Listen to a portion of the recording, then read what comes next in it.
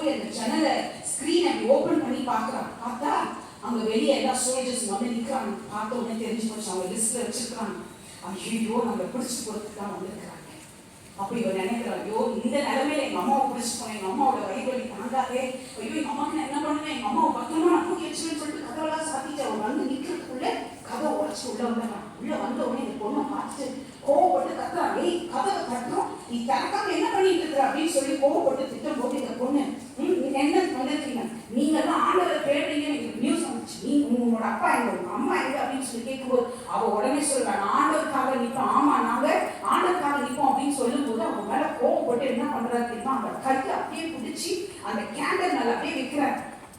அவங்க வீட்டுல கேண்டல் எரியுது. இந்த கேண்டல் மேல கையை வைக்கும்போது கையெல்லாம் அப்படியே எரியுது. அந்த இடத்துல அப்படியே அவளுக்கு அந்த தோலெல்லாம் உறிஞ்சி கொட்டும் போது அவ அந்த கையில இன்னொரு கையில கஷாயம் வச்சிருக்கான். அந்த கஷாயத்தையும் கீழே போடாம அந்த இடத்துல அந்த கையோட வலி வேதனையும் தாங்கிக்கிட்டு நான் இயேசுவை மறுதளிக்க மாட்டான் சொல்றான். இயேசுவை மறுதலி அப்படின்னு சொல்லி நான் இயேசுவை மறுதளிக்க மாட்டேன், அவருக்காக நான் ஜீவனை விடுவேன் அப்படின்னு சொல்லி அவன் அந்த இடத்துல ஸ்ட்ராங்கா நிற்கும் போது அவனுக்கு ரொம்ப கோவம் வந்துச்சு. கையை அப்படியே முறுக்குறான். கையை முறுக்கும் போது அவ சொல்றான், நான் உனக்காகவும் ஜெபம் பண்ணுவேன், ஆண்டு ஒன்னையும் ரட்சிப்பாருன்னு சொன்ன உடனே அவனுக்கு டக்குனு ஒரு மாதிரி கையை விட்டுருவான்.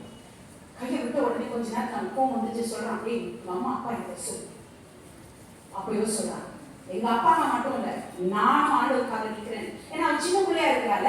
சோ அவளை வந்து விட்டுடலாம் அப்படின்னு பாக்குறாங்க. ஆனா அப்ப அந்த இடத்துல நான் ஆண்டவருக்காக நிற்கிறேன் அப்படின்னு சொல்லி தன்னோட விசுவாசத்தை ஆண்டவர் மேல வச்சிருக்கிற அன்பை அவ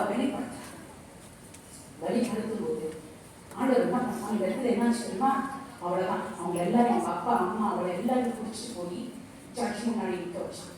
அந்த ஜட்ஜ் கேட்கிறார், நீ சொல்லுங்க இந்த மாதிரி பேசிட்டு இருக்க, உங்க அப்பா அம்மாவை காட்டி கொடுத்து போயிட்டே அப்படின்னு. அவர் சொல்றேன், கிடையாது, நான் மறித்தா என் இயேசுக்காக நான் மறிப்பேன்.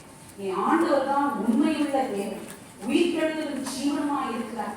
அவர் தான் வழி சத்தியம் ஜீவன். இந்த உலகத்துக்கு பின்னாடி நான் போக மாட்டேன். இந்த உலகத்துல என்ன நீங்க கொடுத்தாலும் சரி, நீங்க என்ன விடுதலை ஆக்குறேன்னு சொன்னாலும் சரி, எனக்கு அப்படிப்பட்ட விடுதலை வேண்டவே வேண்டாம், எனக்கு இயேசுப்பா மட்டும் தான் வேணும், அவரை நான் மறுதளிக்கவே மாட்டேன்னு சொல்லி என்ன பண்றா தெரியுமா, அவ வந்து ஆண்டவர் அந்த இடத்துல அறிக்கை செய்யும் போது அங்க இருக்கிற ஜனங்கள்லாம் சுத்தி பார்க்கறவங்களுக்கு எல்லாம் கேட்கணும் போல இருக்கும். இன்னும் ஆர்வமா, ஐயோ இது என்ன இப்படி ஒரு ஆண்டவருக்காக இப்படி பேசுறாளே, அவர் யாரு அப்படின்னு சொல்லி நிறைய பேருக்கு ஆவலா கேட்கிற அந்த தன்மையை பார்த்த உடனே ஜட்ஜ் என்ன பண்றாரு, இவளை இதுக்கு மேல பேசக்கூடாது, இவளுக்கு மரண தண்டனை போட்டுடலாம்னு சொல்லி அவளுக்கு மரணத்தை என்ன பண்ணான்னு தெரியுமா, அவங்க அப்பா அம்மா அவளை எல்லாரையும் சேர்த்து